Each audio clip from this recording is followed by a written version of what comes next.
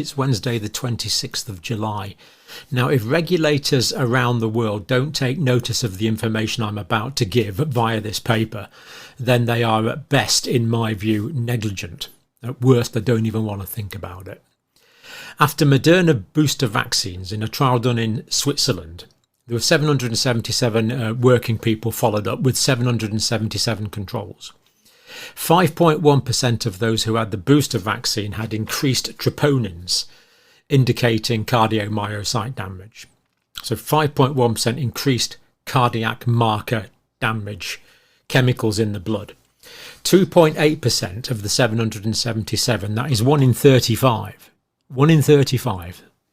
had vaccine-associated myocardial injury. Quite astounding and incredible. That's what this is about. If you want to watch, stick around. I think I can get through it all in about the main points in about 10 minutes if you want to stay. This is really quite an impressive study by cardiologists and scientists in Switzerland. Myocardial injury after COVID-19 vaccine. This is the Moderna mRNA 1273 booster. Department of Cardiology and Cardiovascular Research, Institute of Basel in Switzerland, of course.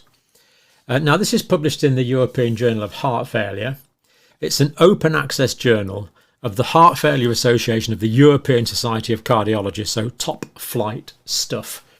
This paper is accepted. It is peer reviewed. It's not yet published. We've got a preprint, a pre-release copy, because it's not a preprint because it is peer reviewed, and a fully accepted paper in an international peer-reviewed reputable journal.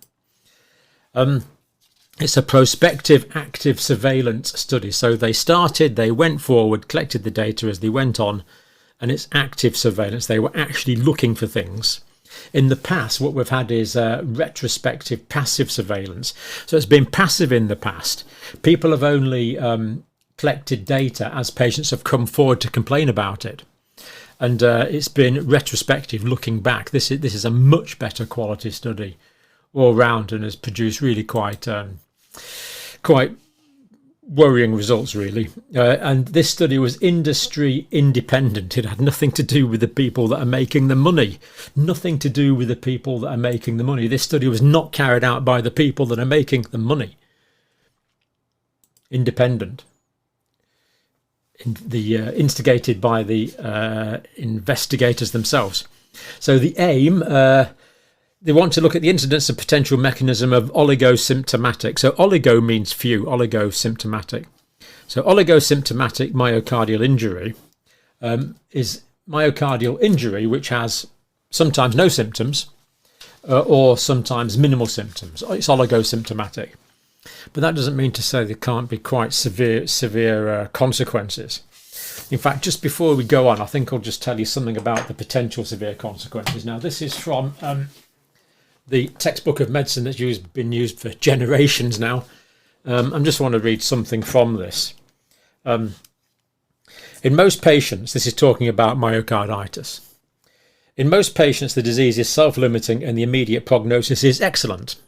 However, death may occur due to ventricular arrhythmia or rapid progressive heart failure. Myocarditis has been reported as a cause of sudden and unexpected death in young athletes.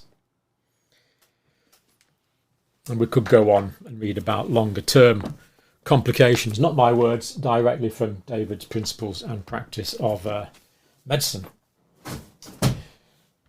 So 1 in 35 participants, 1 in 35 recipients rather, 1 in 35 who received the booster vaccine had vaccine-associated myocardial injury. I'm just going to read that out again. 1 in 35 of people who received the booster had vaccine-associated myocardial injury. This is a range of adverse reaction that is off the scale in healthcare. Off the scale. And yet, in New Zealand and other places, it's still being actively and unethically, some might say, promoted.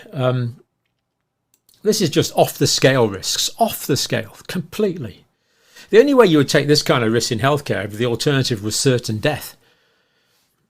Otherwise, you certainly wouldn't. We just don't take this level of risk. It's just complete madness. What has happened here?